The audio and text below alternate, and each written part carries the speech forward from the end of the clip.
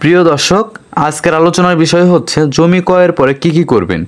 প্রিয় দর্শক, আমরা অনেক সময় জমি ক্রয় করার পরেও সেই জমিতে ভোগ দখল এবং কি অধিকার খাটাতে পারি না। প্রিয় দর্শক, আজকে আলোচনা করব যেই বিষয়গুলো করে রাখলে আপনার ক্রয় করা জমি কখনো হারাবে না। প্রিয় দর্শক, চলেন আলোচনায় যাক।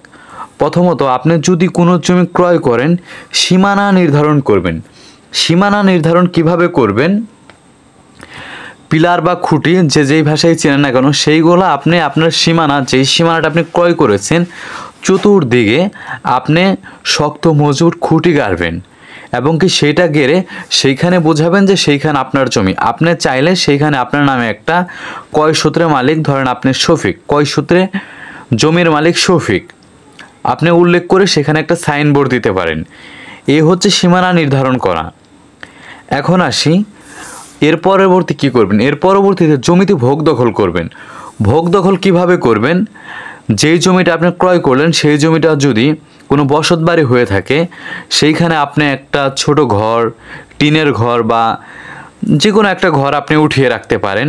আর যদি কৃষি জমি হয়ে থাকে, সেইখানে আপনি বিভিন্ন প্রকার সবজি এবং কি বিভিন্ন প্রকার ফসল উৎপাদন করতে পারেন। সেইভাবে আপনি ভোগ দখল করবেন। এই বিষয়গুলো খুবই গুরুত্বপূর্ণ। কেন গুরুত্বপূর্ণ সেটা সম্পূর্ণ বিষয় পরে বুঝিয়ে দিচ্ছি। এর পরবর্তীতে কি করবেন? আপনি যে জমিটা ক্রয় করলেন, এরপরে দলিল সংরক্ষণ করবেন। সাধারণত জানেন যে জমিটা যখন ক্রয় করেন, দলিলটা হতে কিছু সময় লাগে, 2 থেকে 6 মাস টাইম লাগে দলিলটা সম্পাদন হতে। তবে আপনারা চাইলে সার্টিফাই কপি তুলতে পারবেন।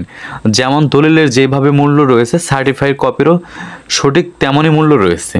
তো আপনি যদি দলিলটা হাতে না পান, অবশ্যই যেই মোহরি দ্বারা দলিলটা সম্পূর্ণ করেছেন, জমিটা ক্রয় করেছেন, তার পিছনে লেগে থাকবেন এবং কি তার কাছ থেকে একটা দলিল উঠাবেন। অন্যথায় দলিল যদি আপনি না পান, তাহলে সার্টিফাই কপি উঠাবেন এই দলিলের। এই স্টেপ গেল।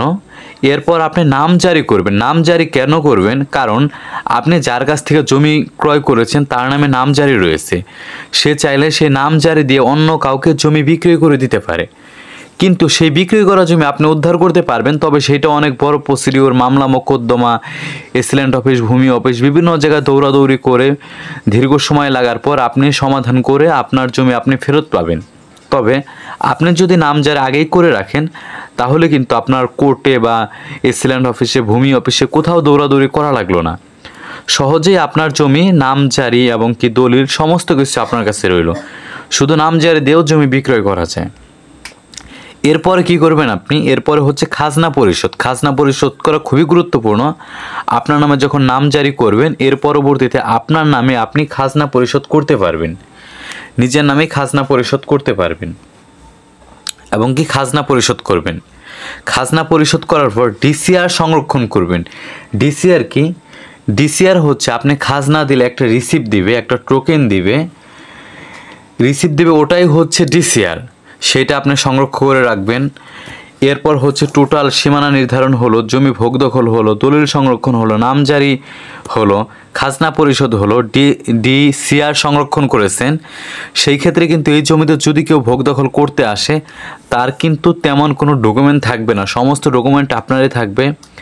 এটা যদি আপনি গ্রাম ও কোনো সালিসের মাধ্যমে মীমাংসা করতে চান, এরপরেও কিন্তু আপনি মীমাংসা করে সমাধান করতে পারবেন।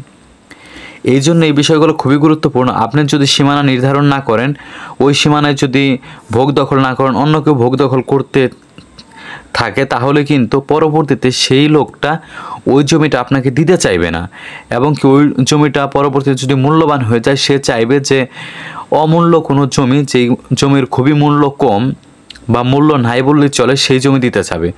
তবে আপনি চাইলে এই জমিটা উদ্ধার করতে পারবেন, যেহেতু দলিল করেছেন, দলিলের দাগ সমস্ত কিছু উল্লেখ আছে। তবে আপনার সেই প্রসেসটা অনেক সময় লাগবে।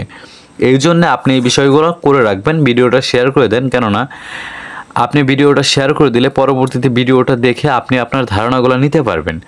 যদি শেয়ার করে না দেন, কোটি কোটি ভিডিওর ভিড়ে আপনার ভিডিওটা হারিয়ে যাবে। আর শেয়ার করে দিলে আপনি সহ আপনার আত্মীয় স্বজন সকলে আইন সহায়তা পেল। আশা করি সমস্ত বিষয়টা বুঝতে পারছেন। আপনার যদি কোনো প্রশ্ন থাকে, অবশ্যই কমেন্ট বক্সে কমেন্ট করে জানাবেন, সমস্ত বিষয় বুঝিয়ে দেওয়া হবে। ধন্যবাদ সকলকে। আসসালামু আলাইকুম।